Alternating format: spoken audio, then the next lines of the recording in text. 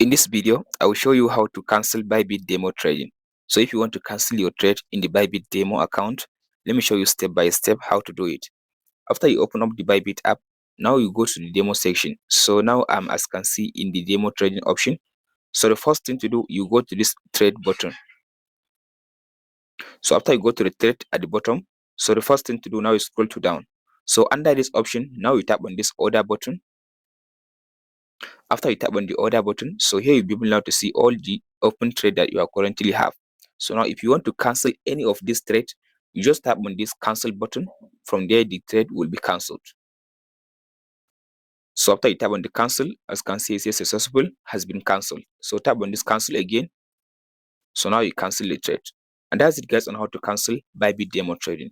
And now if you want to go back to your live account, tap on this live section. And then now the Bybit will take you back to your Bybit live trading account. If this video helps you out, don't forget to like and subscribe.